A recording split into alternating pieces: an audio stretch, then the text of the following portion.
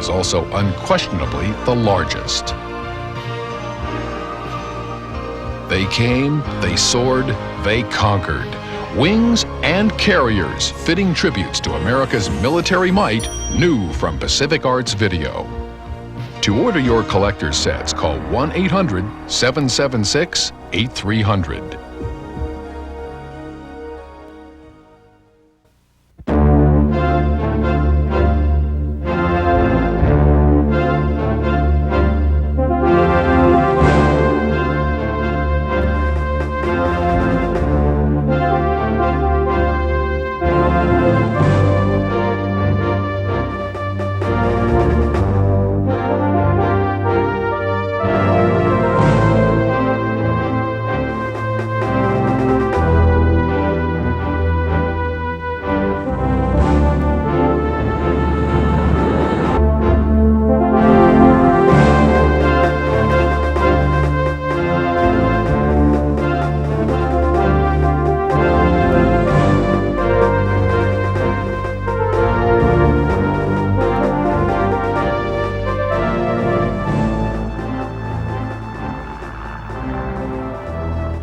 In 1928, the United States Navy operated 3 carriers, Lexington, Saratoga, and their incongruous predecessor, the Langley.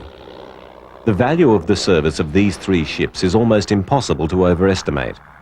The Navy used them to experiment with the aircraft carrier, in separate task groups and as task forces, as a powerful weapon in their own right, rather than as a handy accessory for the fleet. If kept tied to the fleet and subsidiary to its big guns, the carrier would never be able to fulfill its potential. Large carriers, with their range, speed and striking power, were patently capable of far greater things.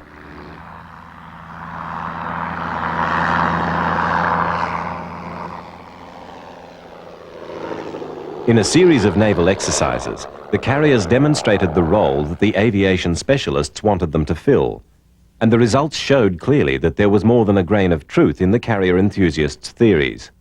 The first of these significant events was performed by the Langley. At a time when the Naval Planning Board was still preoccupied with questions of fleet gunnery, the little experimental carrier provided a sobering moment during the 1928 exercise on Fleet Problem 8. Ignoring conventional concerns with battleships, the Langley stole up on Pearl Harbor unobserved and mounted an aerial raid that achieved total surprise, theoretically causing much damage to the installations there. A year later, with the exercises of Fleet Problem 9, it was to be her big sisters, Lexington and Saratoga, who stole the show. The exercise was based around the Panama Canal, and the 2 carriers were split, Lexington to the canal defenders and Saratoga to the attackers.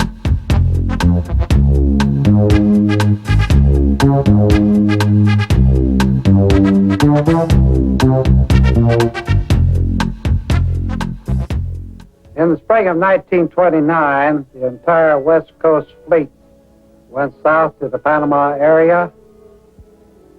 It was really an annual set of war games, this time primarily to demonstrate the effectiveness of the new carriers, then new carriers, and the new technique of dive bombing.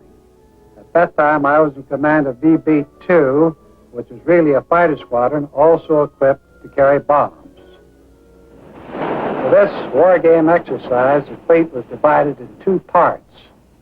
Admiral Reeves had command of the attacking force with the Saratoga and all its accompanying ships. Admiral Reeves was a very cagey man. He decided for the purpose of this exercise to go far south in a huge semicircle to avoid early detection, planned to arrive within striking range of the Panama locks before dawn. The evening before the attack, Admiral Reeves sent for me.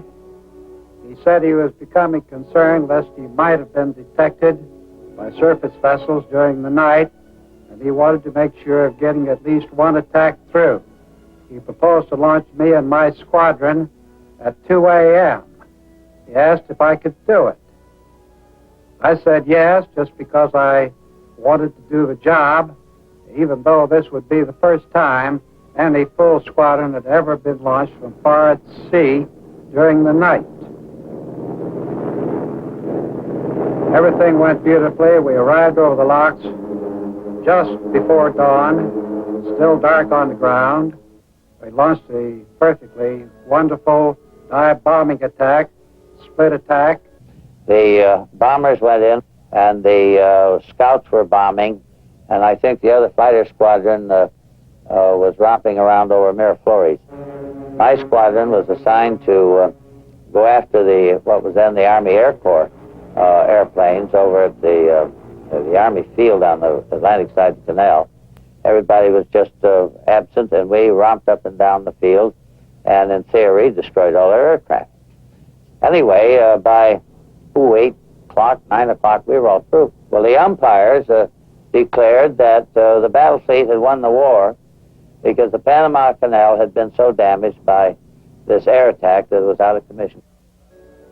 And nobody on the ground had yet stirred. Then we climbed up and waited for the reaction from those on the ground, and finally the Army Air Corps appeared, and presently we were engaged in a squadron dogfight with a Navy plane on the tail of every Army plane. This really because at that time we had better performing planes. We arrived back at the carrier right on time and right where she belonged and where we belonged, landed everything safely. Admiral Reeves was so pleased he couldn't wait, but came running down to the flight deck to ask how things had gone. As for all of us, we all felt that this really had unveiled carrier aviation and the new technique of dive bombing, and this was certainly proved true in later years.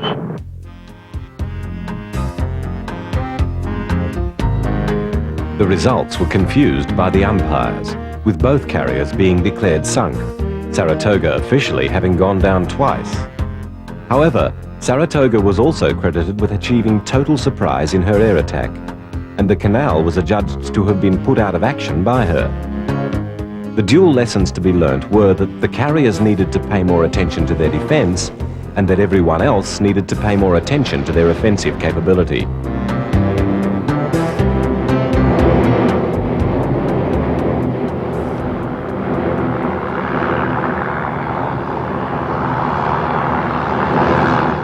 The lessons of the 1929 exercise were to be repeated throughout the years up to the war. On two further occasions, in 1932 and 1938, Pearl Harbor was to be the recipient of successful mock raids. If the war games sound frivolous, we must remember that they paid their dividends in the forming and practice of procedures. From the flag bridge to the flight deck, naval personnel were engaged in learning about their new weapons. The admirals and captains had to learn to handle their ships and their striking force with the same fluency and tactical confidence as the battleship commanders. In the air, the Navy's planes continued to hone the biplane arrangement. The added lift of the dual wings allowed much slower and therefore safer approach speeds and considerably shortened the takeoff. However, as the 30s progressed, there were rapid developments in monoplane designs. This meant that the biplane's advantages were being increasingly outweighed by their vulnerability, and in the event of war, the carriers would be as obsolete as their planes.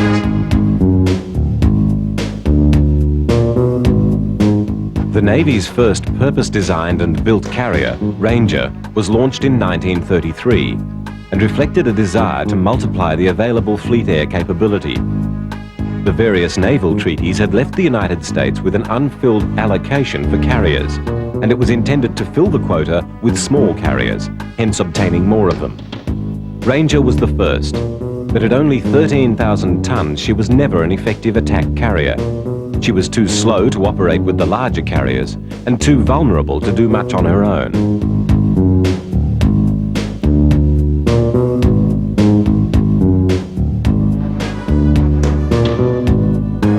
Next to be launched was the Yorktown, first of the 3 vessels in her class, Yorktown and Enterprise coming off the slips in 1936, and the third, Hornet, in 1940. These 3, at around 20,000 tons, were far more effective ships than Ranger. The only other carrier added to the fleet before the United States' involvement in World War II was to be another small carrier, Wasp. She repeated most of the failings of Ranger, again too small, lacking in armour, and underpowered. With Langley rebuilt and reallocated as an aircraft ferry, the United States had the 7 carriers it was able to deploy as it entered the war. The Essex class, which had been designed and perfected on the basis of the Navy's now extensive carrier experience, the ships that were to be so critical in the coming conflict, would not start commissioning until December 1942. The years of peace passed with increasing tension, and there was a sense of real urgency in the approach of many in the United States Defense Forces, who, foreseeing coming conflict, were determined to be ready for it when it came. Among them was Admiral King, who commanded the Carrier Task Group in the 1938 exercises that again revealed the vulnerability of Pearl Harbor. For the third time, American carriers were able to approach undetected and launch large, successful raids on the port and the island's defenses. There were obviously many lessons for Honolulu's defenders to learn. As the United States' main forward Pacific base, Pearl's importance and vulnerability were glaringly obvious. This time we had the Saratoga and the Lexington, both on our side. And the idea was that we were going in and wreck the Navy Yard and attack, bomb, and torpedo and sink any ships we could find there. In the meantime, the fighters would immobilize and pin down any Air Force fighters we found. This could well be a description of the Japanese attack 3 years later. The successful fleet exercises continued to probe at the adequacy of existing arrangements and find disturbing evidence that, in many respects, the nation was clearly unprepared to engage in a major conflict. President Roosevelt's arrival at the White House had at last restored executive support for the Navy, but there was a lot to be made up, and Congress, still isolationist, was unconvinced of the financial wisdom of large capital expenditures on defense. But the time for preparing for war was running out fast.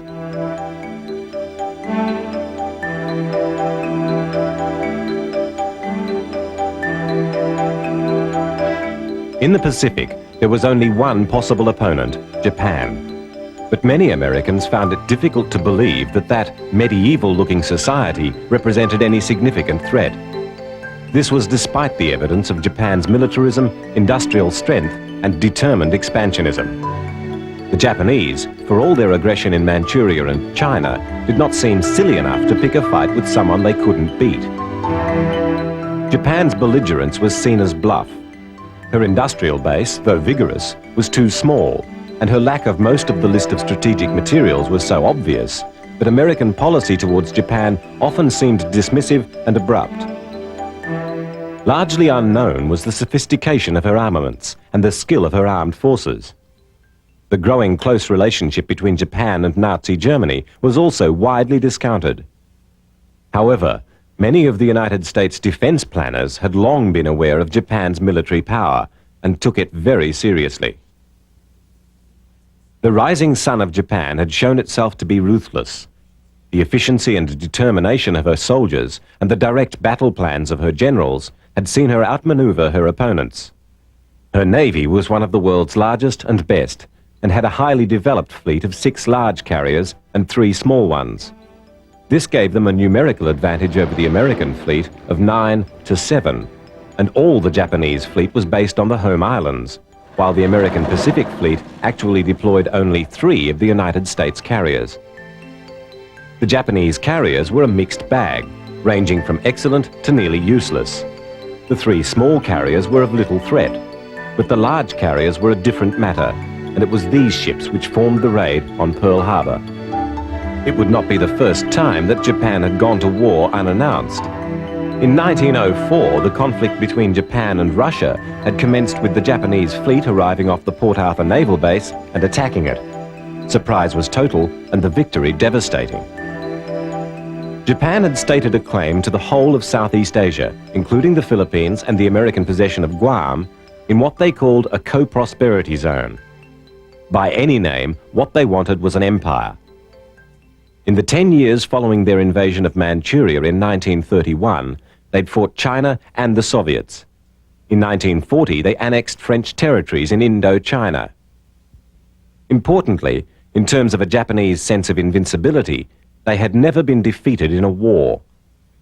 When in July 1941 the Western powers imposed a trade embargo that cut off most of Japan's strategic needs, the generals who controlled the government, confident both of Axis backing and surprise, decided on war.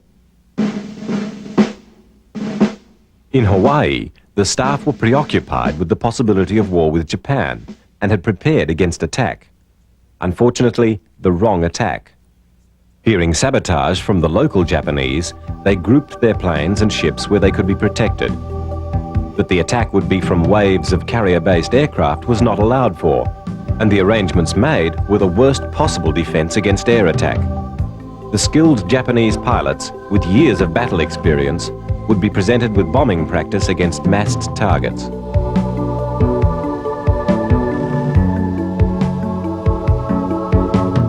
On the evening of Saturday the 6th of December, there were nearly 80 vessels in the port, including the Pacific Battle Line's 8 battleships. Overnight, the Japanese carriers and their heavy battle screen closed to striking range. In the morning, a lot of history would be made, including the settlement of all debate about the power of naval aviation.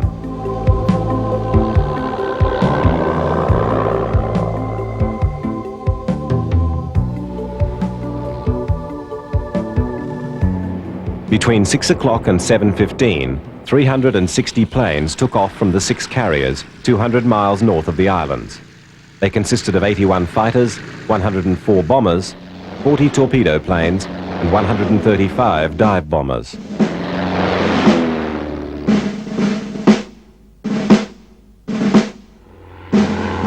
After forming up into their groups, they set course for Oahu. At 7:55, they arrived over Pearl Harbor, where the radar operators were still wondering who they were, and without more ado, began their attack.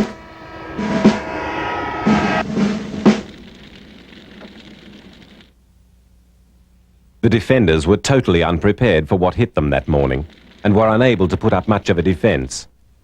For half an hour, the Japanese did what they'd come for with little interference. The airfields were hit in the first wave with simultaneous torpedo attacks in the harbor. The port became an inferno of burning ships, and the crews fought desperately on 2 fronts, to save their ships and to strike back at the planes. After a 10-minute lull, the bombers began their runs. From then, the destruction continued without stopping, as the second waves of torpedoes and bombs followed. Around 9:45, it was all over.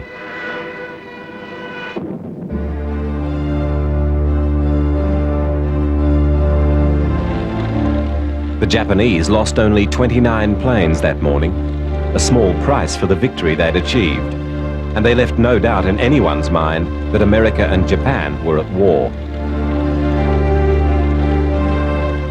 The American price was much higher. The disaster that had been sprung that morning shocked the islands and the nation. The attackers had sunk or severely damaged 8 battleships, 3 cruisers, 3 destroyers, 4 other ships, and over 180 planes.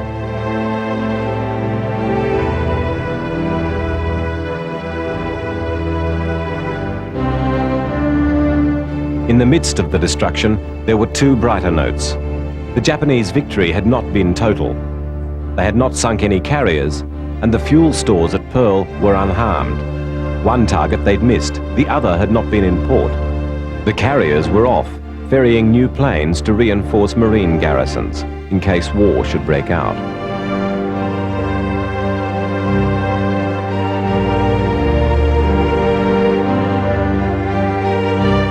The airfields had been a priority target, as would any carriers the Japanese had trapped in port. Admiral Nagumo, the Japanese commander, had been bitterly disappointed that there were no flat tops to sink. The attacks on the airfields had been essentially defensive, to protect the incoming planes, whereas the destruction of the carriers would have been an offensive coup.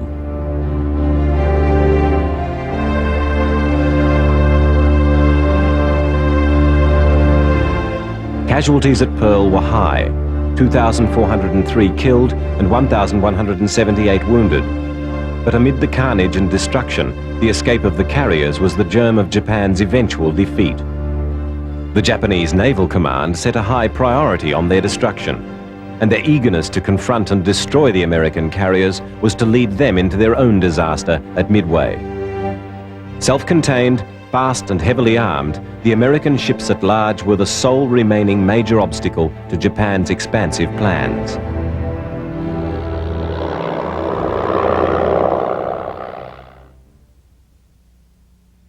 When Enterprise returned to Pearl Harbor, the crew, even though they were well aware of reports of what had happened, was still shocked by what they saw.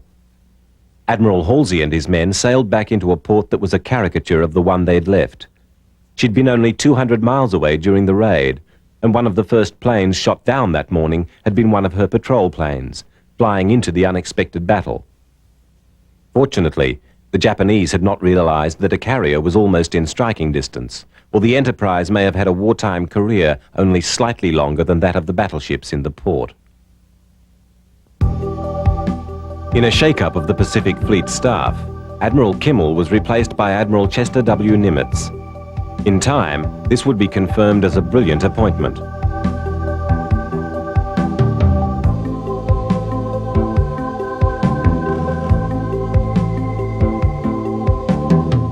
Though the Japanese were now set to enjoy 6 months in which they swept across Asia, the industrial might of the United States, which had already been harnessed into somewhat belated activity by the Roosevelt administration, swung into higher gear. The empire was to be far shorter-lived than the Japanese believed.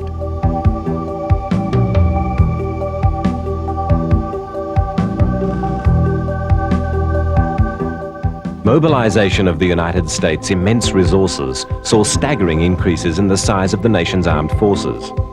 Within a year of Pearl, the Navy had signed on over 900,000 volunteers to bring its strength to over 1.2 million men. To match this recruitment, the Navy had to overcome its already recognized shortage of equipment. More of everything was needed, but particularly aircraft carriers. The parallel civilian mobilization in the shipyards and factories would be the key to victory.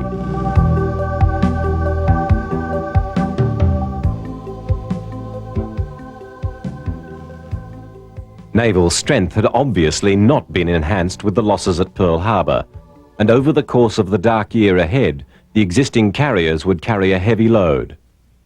Meanwhile, in Battleship Row, the salvage crews worked on the wrecks.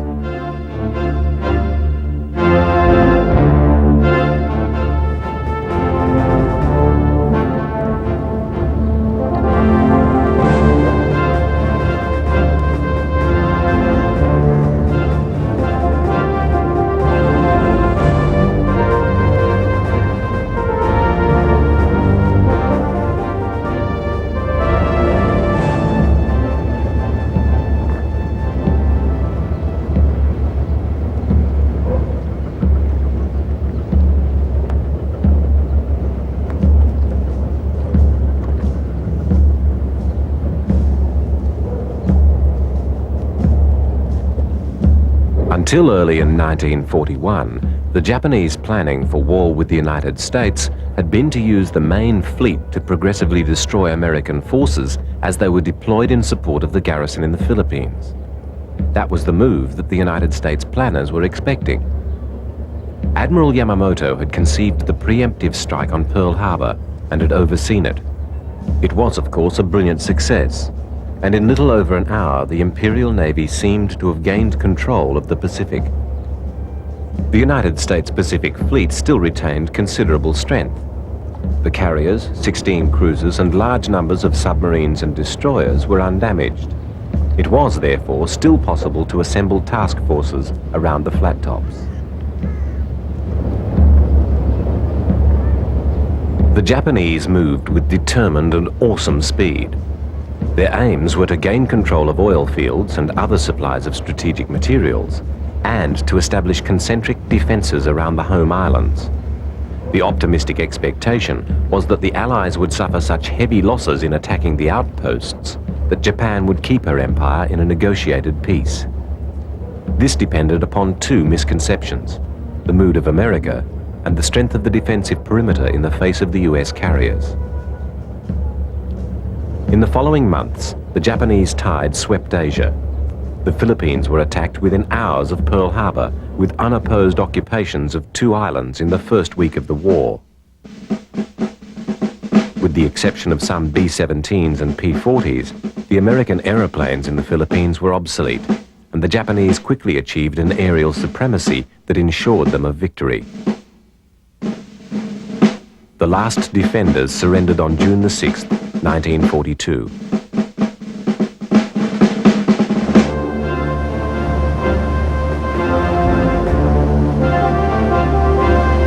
It had fallen to the American carriers to hold the line, as the only force left with any capability to hit back. Almost as soon as Yorktown was sent to the Pacific, Saratoga was torpedoed and withdrawn for repairs. And so the US deployed 3 carrier task groups under Admirals Halsey, Fletcher and Brown. In the face of the weight of Japanese sea power, this handful of ships went onto the offensive.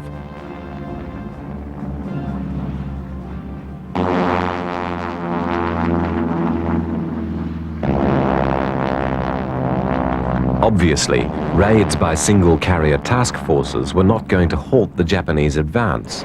However, in the circumstances, it was the best course available. The mobility of the carriers allowed a rapid succession of attacks, great distances apart, by single groups or formations of forces. From the 1st of February 1942, raids went on over the entire Japanese front. Simultaneous attacks were mounted against the Marshall Islands and the Gilberts. The Japanese land-based air forces threw themselves at their tormentors furiously with little success. In March, there were further operations against Marcus and Wake, and then Enterprise and Lexington attacked targets in New Guinea.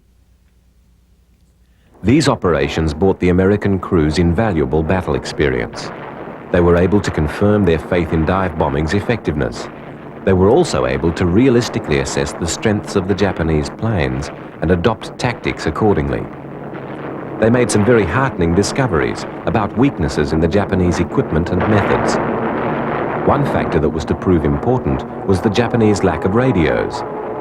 The air commanders were unable to direct their pilots, and groups of Japanese planes entering battle were enthusiastically uncoordinated, often resembling a cavalry charge.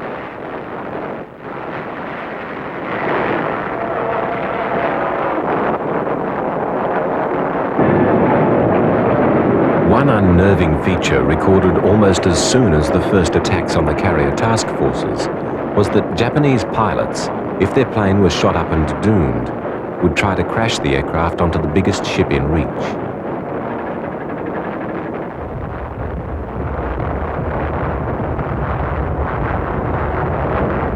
The raids didn't do much damage, and the Japanese continued to make advances. But they now had to tie up some of their resources in defense to strike back at the carriers, and their opponents were increasingly battle experienced. The value of the news of these minor successes to the morale of the American public was enormous. In the face of almost daily reverses, the sailors and airmen were the promise of eventual retribution. The carrier Hornet had been in the Pacific since January, but she'd not been deployed to the fleet. She'd been held on the west coast while some very irregular training went on, with B-25 medium bombers. When satisfied that the pilots could get the overloaded bombers off the short takeoff on the carrier, the ship left port for a rendezvous with Enterprise north of Hawaii on the 13th of April 1942. With their screen of cruisers, they headed through stormy seas towards Tokyo.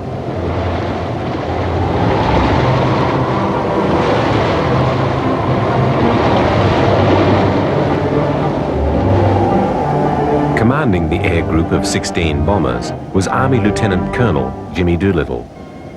It had 3 real purposes. One purpose was to give the folks at home the first good news that we had had in World War II. It caused the Japanese to question their warlords. And from a tactical point of view, it caused the retention of aircraft in Japan for the defense of the home islands when we had no intentions of hitting them again seriously in the near future. Those airplanes would have been much more effective in the South Pacific where the war was going on. A Navy captain named Lowe conceived the idea of taking Army medium bombers off of a Navy carrier and attacking Japan. The B-25 was selected because it took off and handled very well. First, I found out what B-25 unit had the most experience, and then went to that organization, and called for volunteers. And the entire group, including the group commander, volunteered. The B-25s had a range far greater than the carriers' planes. The Japanese had picket boats watching for a carrier strike, but they never imagined one that could be launched 700 miles from the target. Doolittle had to hope, meantime, that they were not sighted until they were in range. If we were intercepted by Japanese surface or aircraft, our aircraft would immediately leave the decks. If they were within range of Tokyo, they would go ahead and bomb Tokyo, even though they would run out of gasoline shortly thereafter. That was the worst thing we could think of. And if we were not in range of Tokyo, we would go back to Midway. If we were not in range of either Tokyo or Midway, we would permit our airplanes to be pushed overboard so the decks could be cleared for the use of the carrier Hornets' own aircraft. A Japanese picket boat spotted them 200 miles short of their planned takeoff on the morning of the 18th. Arming of the planes had already begun, and it was decided to go ahead with the attack on Tokyo. The takeoff run had to be almost impossibly short. Taking off unloaded had been hard enough to begin with. To take off from a carrier's deck in a heavily overloaded B-25 was another matter entirely. The pilots had received intense training from Navy flyers. Light loads at the start, medium loads, and then a final heavy load, which was 2,000 pounds over the maximum designed weight of the aircraft. It was a rough day. The wind was blowing, the seas were pretty high. We had to slow down the Hornet because we had so much wind over the deck, and we were taking water over the bow. Jimmy Doolittle was the first one.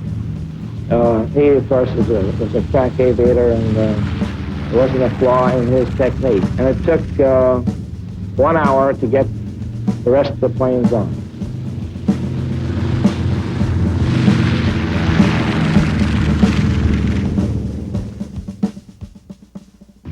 We were to go bomb our targets, turn in a general southerly direction, get out to sea as quickly as possible, and after being out of sight of land, turn and take a westerly course to China. In Tokyo, reaction to the alarm from the picket boat was rapid and efficient, but wildly wrong. The calculations suggested that the carriers were edging into range to launch a strike in the morning. The range of carrier-based aircraft ruled out an attack that day. Orders were given to prepare strike waves of planes to bomb the ships out of the water in the morning when they would be comfortably in range. The Americans had lost the essential element of surprise and were constructing their own trap, or so it seemed.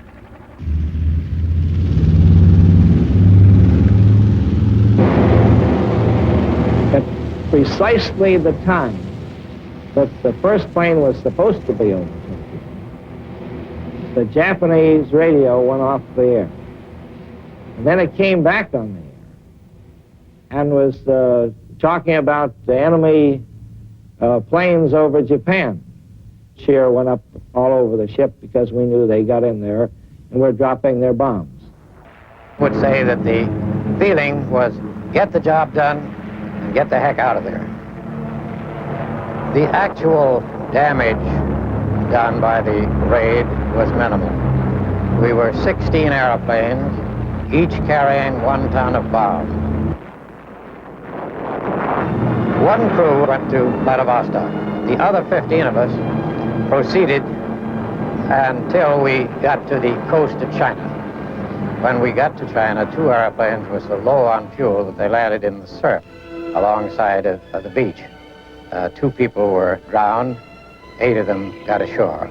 The weather was quite bad, and so we flew on till we got to where we thought we were as close as we could get to where we wanted to go, having been on dead reckoning for quite a while that we weren't precisely there, and then we all jumped. The raiders deserved the decorations they received. The raid itself was a mere pinprick, but, like the earlier carrier raids, it interfered with the Japanese ability to concentrate their forces for continued assaults on the rim of their overblown empire.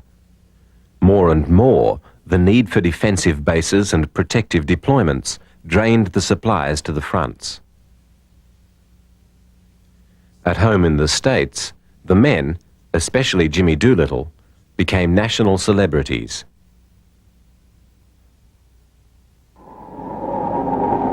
The Pacific carriers prepared for some busy months ahead. Even as Enterprise and Hornet hurried south, the Imperial Japanese Navy was massing the ships for the next move. As with the Pearl Harbor attack, this was meticulously planned, and wide provision was made for contingencies. There had been division over the next step, Yamamoto and the combined fleet staff wanting to attack at Midway, while the naval staff favoured continued activity to take Port Moresby and the rest of New Guinea, and isolate Australia with a thrust through the Solomons at Fiji and New Caledonia. As a compromise, it was decided to do both, with Port Moresby as the first major objective. When the plans were finalised and the orders were issued, the interception and decoding of Japanese messages allowed Admiral Nimitz to make plans to intervene as best as his limited resources would allow. The carriers Yorktown and Lexington, with 2 groups of cruisers, steamed south. They carried 141 aircraft, 42 fighters and 99 bombers. The Japanese had several fleets in the area on the 3rd of May. Beside 2 invasion convoys, there were 2 other significant groups.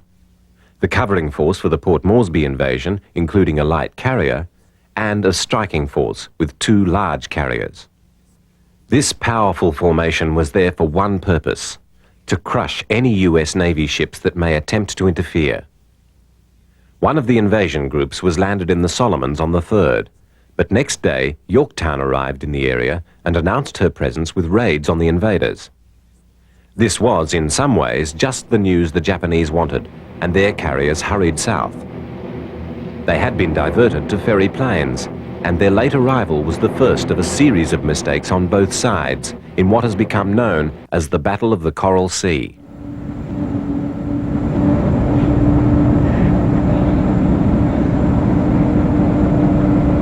The next 2 days were spent searching for one another without making contact, although at one time the 2 groups were only 70 miles apart. On the 7th, Yorktown's planes found and sank the light carrier Shoho. The most important facet of that day's activities was the withdrawal of the invasion fleet.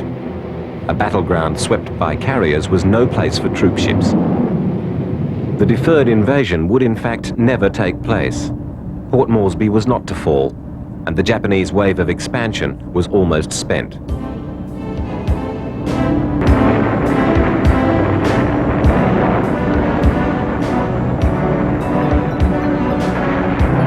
On the morning of the 8th, the 2 forces finally came to grips. They were fairly evenly matched in terms of planes and ships, and the attacks on both sides were pushed home vigorously. The Japanese had one telling advantage from the elements. A band of thick cloud hid their force.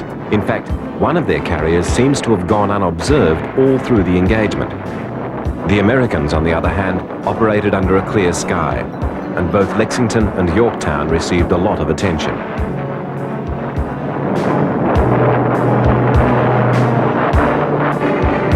The American planes had scored 3 hits on the Japanese carrier Shokaku and had badly damaged her. While this raid was in progress, the Japanese had at last found the right target and were attacking. None of the damage they did was, in itself, fatal, but by the time they left, they had damaged both of the United States ships.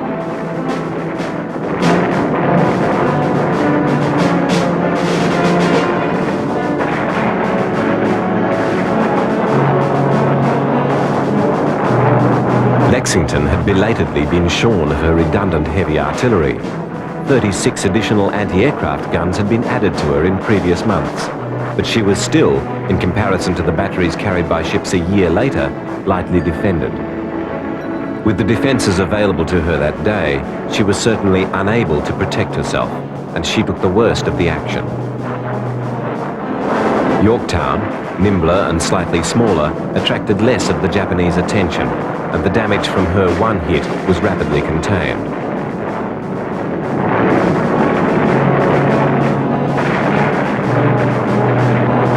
The attacking Japanese savaged the Lexington.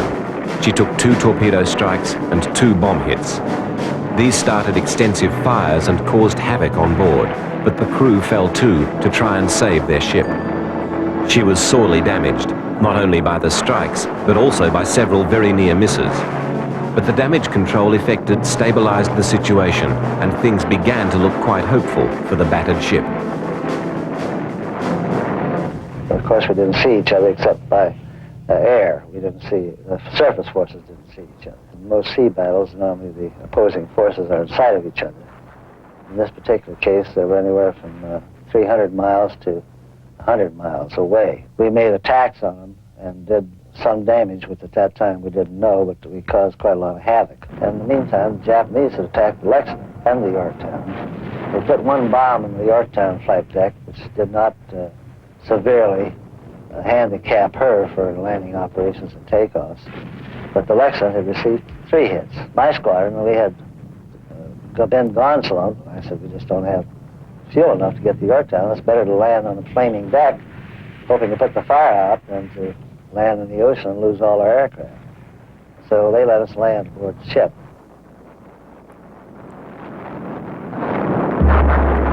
The decision to retrieve the planes was supported by the belief that Lexington would be saved. The fires were almost all under control.